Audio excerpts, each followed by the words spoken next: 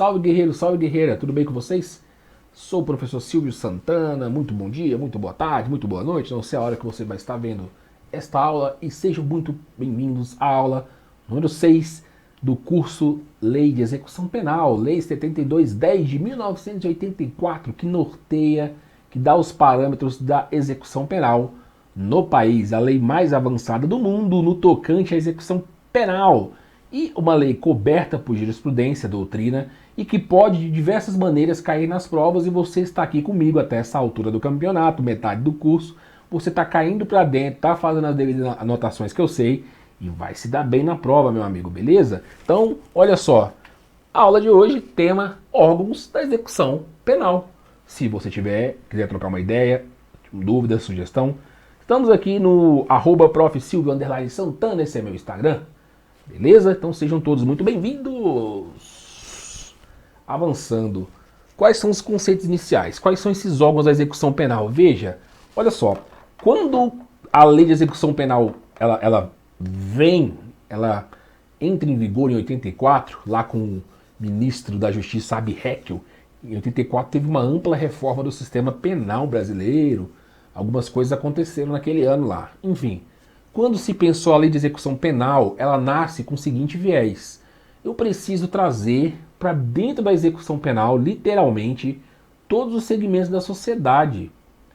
E com isso, mostrar que o problema social de um preso, ele não é apenas do Estado, e sim de toda a sociedade, e por essa mesma sociedade, a busca da solução deve ser feita por todos juntos. Quer ver? Ó, aqui, ó. Qual o conceito inicial aí de órgãos da execução? Trata-se de uma clara e manifesta vontade do legislador em compartilhar com vários órgãos públicos, inclusive a própria comunidade, as tratativas penitenciárias. Olha, cara, o cara vai lá, comete o crime, o cara vai lá, pá, comete o crime. Ora, quando ele comete o crime, ele vai ferir, em um primeiro momento, a vítima do crime, é o sujeito passivo primário, o cara que ele morreu, o bem que ele tirou da pessoa, enfim. Só que secundariamente ele vai ferir o quê? As leis do Estado. Então dizemos que o Estado sempre figura como sujeito passivo secundário dessa relação. Em outras palavras, o Estado é sempre vítima de um crime. Percebeu? Por quê? Porque o Estado tem o ius puniendi, a lapada, o bastão, para dar na cabeça do vagabundo. É do Estado esse poder, que confere aos policiais, confere à administração pública, ao rito processual, ao inquérito policial. É o Estado que dá esse poder. Enfim, quando o cara vai lá, você não pode subtrair o patrimônio do amiguinho. Não é que é uma lei, a lei não é proibitiva, ela só fala que se você fizer, você vai ser lambado. Aí o cara vai lá e mata uma pessoa para roubar um bem, mete o latrocínio. Ora, a pessoa tá morta no chão, beleza, o bem foi tirado, latrocínio, né? Que é o crime de roubo com resultado morte, enfim. Acontece que o Estado já tinha avisado que não pode, que isso, se isso acontecesse, seria ruim. Isso fere o ordenamento jurídico também. E a própria comunidade, é um pai de família que perdeu a vida. É um cara que estava indo trabalhar e foi morto por R$2. Percebeu a visão? Então, quando o agressor comete um crime, ele fere o Estado, ele fere a sociedade, ele fere os acordos sociais. Quando ele faz isso, ele fere a todos nós. Ora, o legislador pensou nisso, falou, vem todo mundo aqui me ajudar a disciplinar esse vagabundo. Percebeu? Então, olha só, voltando para cá. Então, trata-se dessa manifesta vontade de chamar a galera toda para ajudar nas tratativas penitenciárias. Quais são os órgãos? Isso aqui gosta de cair em prova. Quais são os órgãos da execução penal? É feito através de órgãos. E quais são esses órgãos? Beleza, vamos conhecer e vamos comentar sobre um por um. O mais importante de todos é esse cara aqui, é o Conselho Nacional de Política Criminal e Penitenciária. Esse cara aqui. Aí vem o Juízo da Execução, o Ministério Público, Conselho Penitenciário, os departamentos penitenciários, que tem o próprio DEPEN aqui no meio, e os departamentos locais,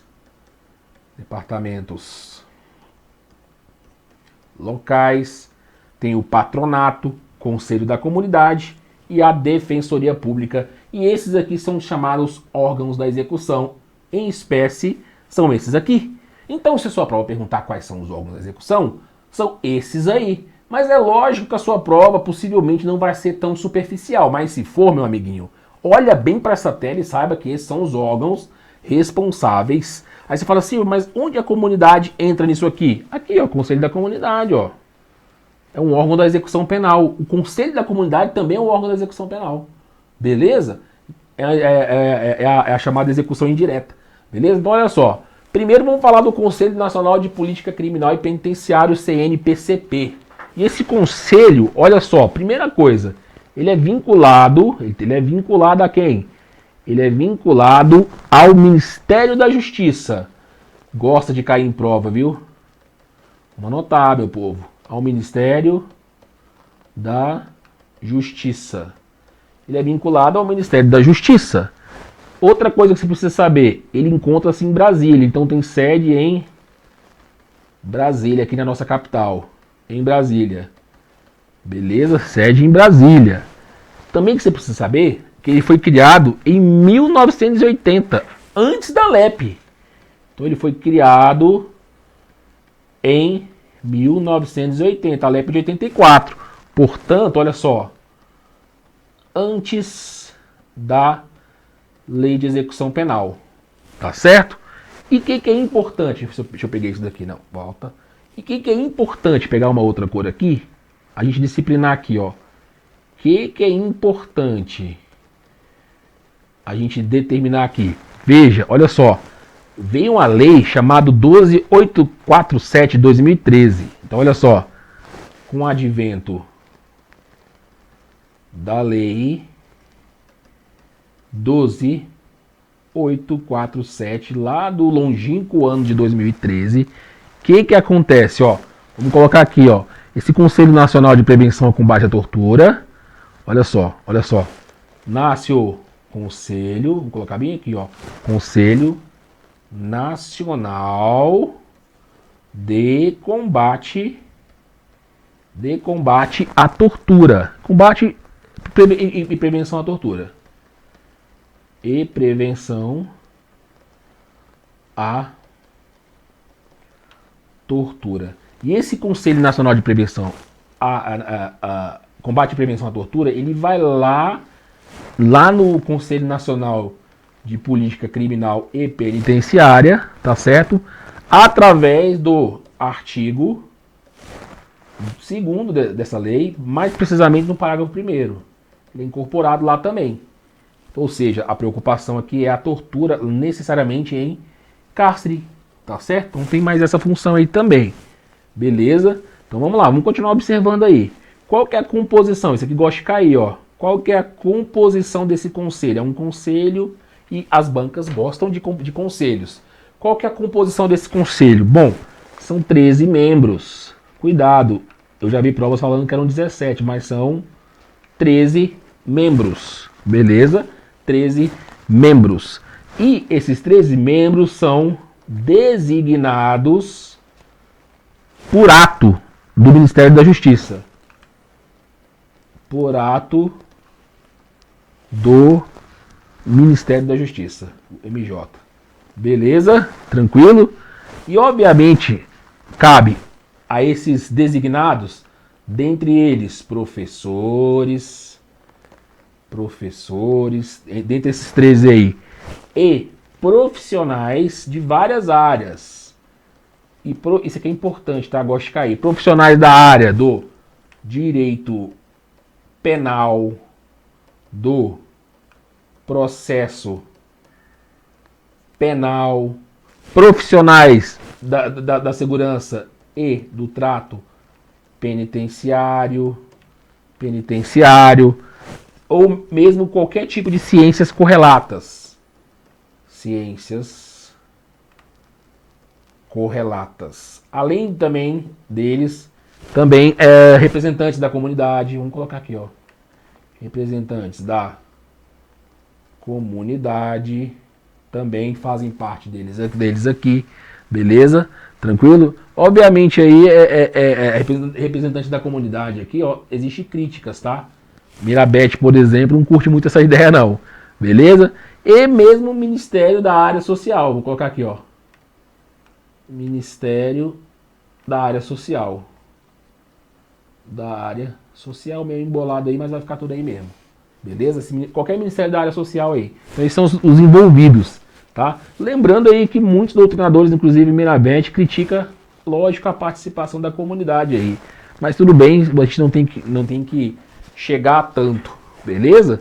Tranquilão? E olha só, vou passar para esse lado, olha só. Vou passar aqui uma reguinha. Olha aí, só. Também esses membros têm mandato de 2 anos. Ó, mandato 2 anos. Beleza? E a sua renovação, ó. Vou colocar aqui, ó. Renovação, ó. Renovado um terço a cada ano. Beleza? A cada ano. Tá certo? Então de ano em ano é renovado um terço, mas o seu mandato lá dura 2 anos. Beleza? Tranquilo? Então, muito importante isso daí. Então, essa é a composição do chamado Conselho Nacional de Política Criminal e Penitenciária, que é o órgão mais importante. Esse órgão tem incumbência. Aí você fala assim, é o órgão mais importante da execução penal? É. E o que ele faz? A incumbência dele está lá no artigo 64, está em tela para você. Incumbe esse conselho, olha só, incumbe o quê? Olha só, incumbência. 1. Propor diretrizes de política nacional criminal, quando a prevenção de delito, administração da justiça criminal, execução das penas e das medidas de segurança. É um órgão que realmente dá os ditames. Toda vez que a prova estiver falando um órgão que dá a base, os ditames iniciais, estamos falando desse órgão. 2. Contribui na elaboração dos planos nacionais de desenvolvimento, sugerindo metas e prioridades da política nacional e penitenciária, promoção e avaliação periódica do sistema criminal, tá certo? Para sua adequação às necessidades do país. É um órgão aí que fiscaliza. Claro, não é um órgão fiscalizador, mas ele olha, observa, pega esses dados e propõe mudanças.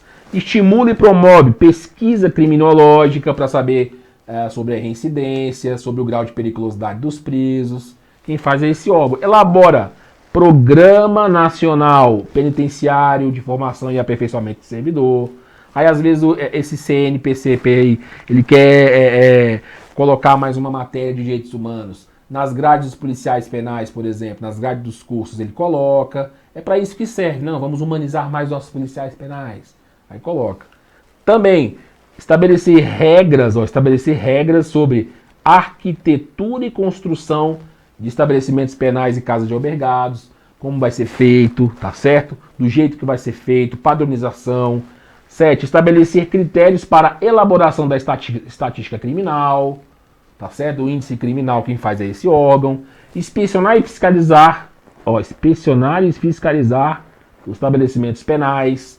Bem assim, informar-se sobre, mediante relatórios do Conselho Penitenciário, requisições, visitas ou outros meios, acerca do desenvolvimento da execução penal nos estados, DF e territórios, propondo às autoridades dela incumbir das medidas necessárias. Então, é um órgão que também fiscaliza.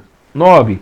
Representar ao juiz da execução ou autoridade administrativa, que é o próprio chefe da administração penitenciária, diretor da unidade prisional, para a instauração de sindicância e procedimento administrativo em caso de violação das normas referentes à execução penal. Fica de exemplo aí, por exemplo, eles ficassem sabendo que está sendo violado os direitos humanos em uma determinada cadeia. Aí ele vai lá e fala, ô, juiz, eu quero que o senhor investigue, ou representa para o juiz ou para a autoridade administrativa para ele instaurar uma sindicância para verificar o que aconteceu. 10. Representar a autoridade competente para interdição, olha só, representar a autoridade competente para interdição no todo ou em parte de estabelecimento penal. Isso é importante, cara. Essa aqui, item 10, é a que mais cai em provas.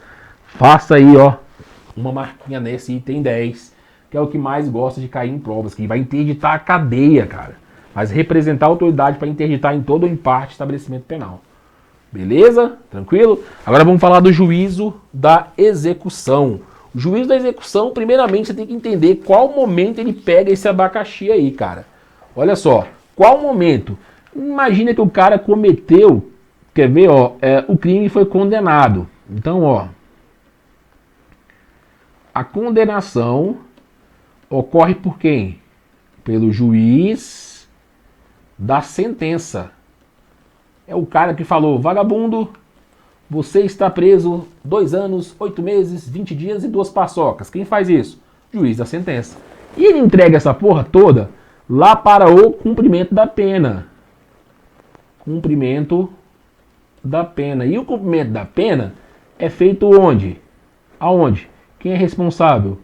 O juiz ou juízo da execução. É outro juiz que vai fiscalizar a execução, o juiz da comarca lá.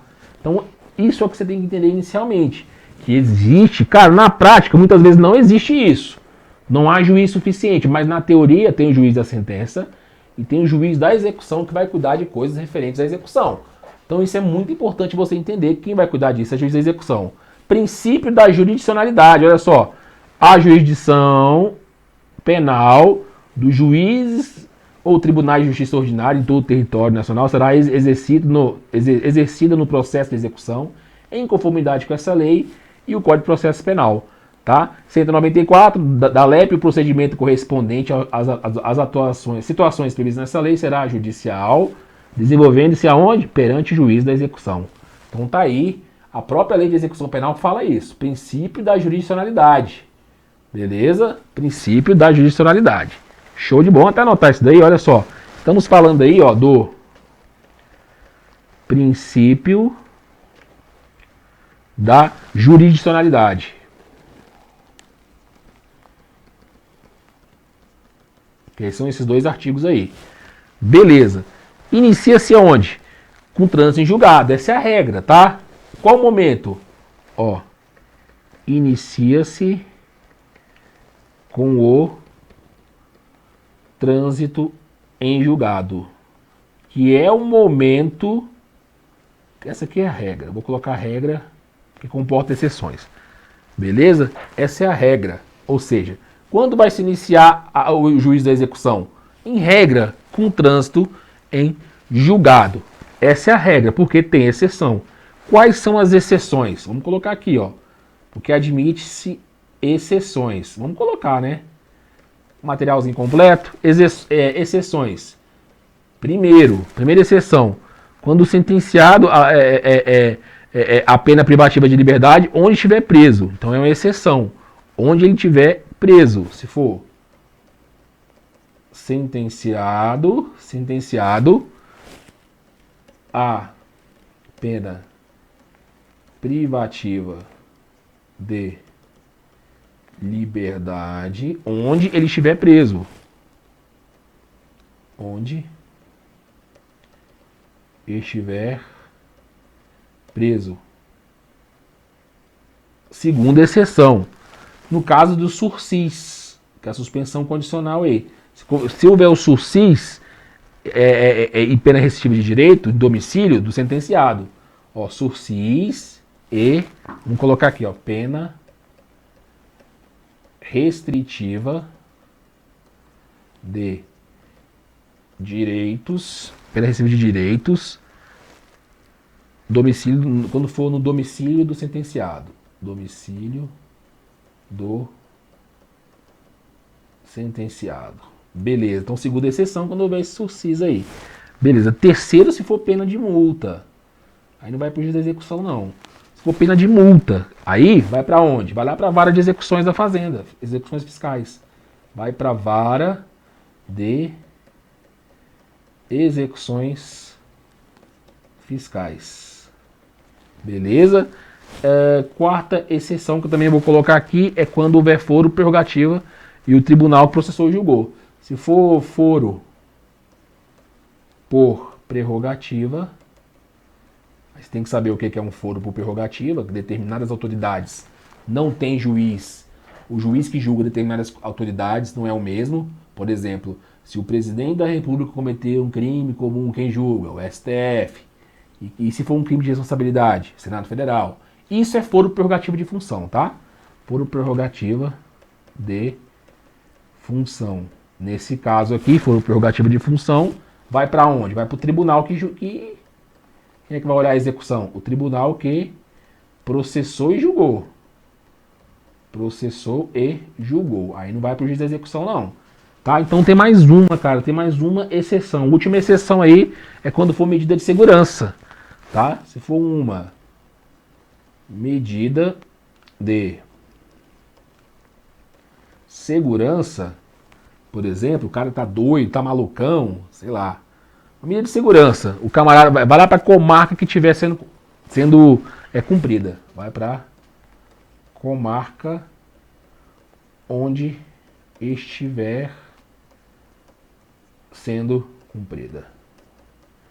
Vou colocar essas exceções aí. Beleza, tranquilo. E se não tiver o juiz da execução, vamos supor, quer ver eu pegar um roxo aqui, ó.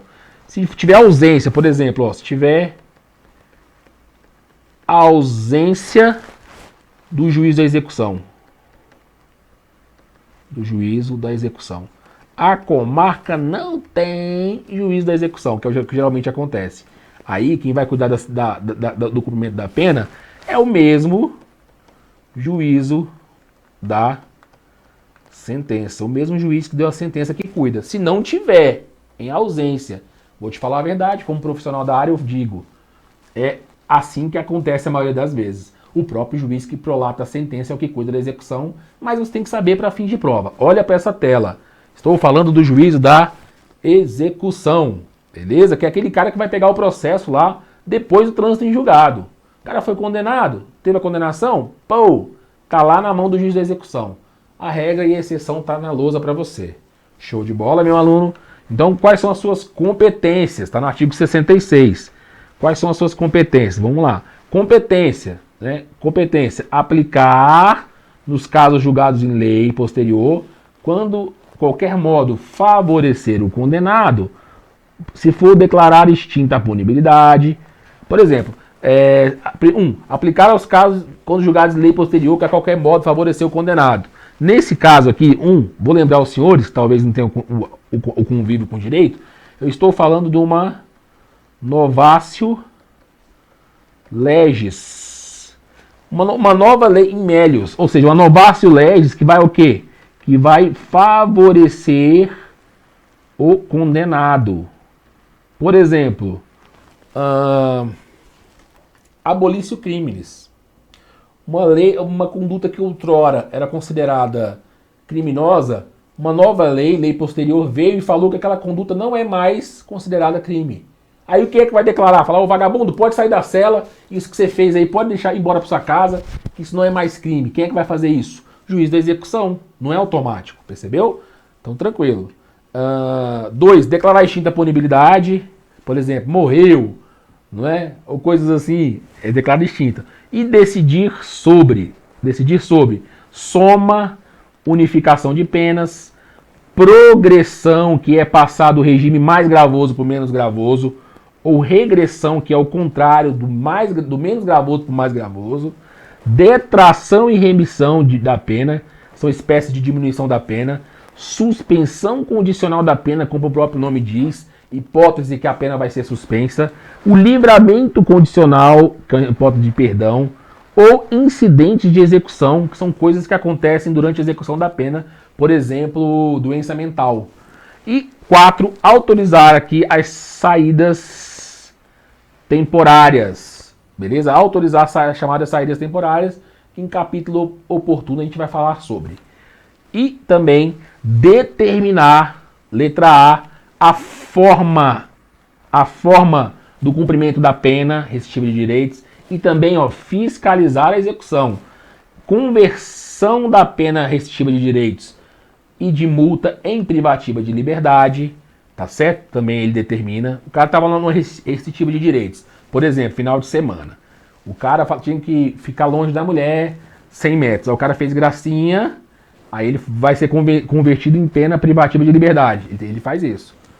Conversão de pena privativa de liberdade em restritiva de direitos. Exemplo, o cara tá preso e vai para uma domiciliar. É ele que faz isso. D. Aplicação de medida de segurança, bem como substituição da pena por medida de segurança. O cara tá louco. O cara tá passando a bunda na galera. Tá, sei lá, tá rodando a bilola lá pros amigos da cadeia. Porra, tá louco. Aí medida de segurança tem que internar esse bicho aí. Revogação de medida de segurança. O cara tá bom, ficou bom das ideias, volta lá para cadeia. F, desinternação e restabelecimento da situação anterior, que é o cara sair lá do antigo manicômio judicial, que é ambulatório, né? E voltar de volta para cadeia. O cumprimento de pena em medida de segurança em outra comarca, tá? Eu quero passar para a comarca mais próxima, pode também. E H, remoção do condenado nas hipóteses do parágrafo 1º do artigo 86 dessa lei. Isso a gente vai ver em data oportuna, esse tipo de remoção aqui, também bem importante. E 6, zelar pelo correto cumprimento da pena e da medida de segurança. Tá certo? E 7, inspecionar, aqui é muito importante destacar, essa inspeção tem que ser mensal. Então, mensalmente, o juiz da execução tem que visitar o estabelecimento penal. É isso que diz a lei de execução penal. Tomando providências para o adequado funcionamento e promovendo, quando for o caso, a apuração da responsabilidade. Nessa visita, se encontrar alguma irregularidade, né, vai promover a responsabilização de quem cometeu. 8, interditar também, olha só, em todo ou em parte, ele interdita em todo ou em parte, estabelecimento penal que estiver funcionando em condições inadequadas ou com infringências aos dispositivos dessa lei. E o número 9, compor e instalar o Conselho da Comunidade. Lembra do Conselho da Comunidade? Quem é que vai compor e instalar? É o próprio juiz da execução. Emitir anualmente atestado de pena a cumprir sob pena de responsabilidade, abuso de autoridade, se assim ele não o fizer. Então essas são as funções do juiz ou juízo da execução. Sacou, amiguinho? Sacou, amiguinha? Beleza? Tranquilão? Então olha só, a gente finaliza agora esse bloco. Depois do próximo bloco a gente já vai ver sobre o Ministério Público e demais órgãos da execução. Fiquem todos aí, a gente se vê daqui a pouco. Valeu!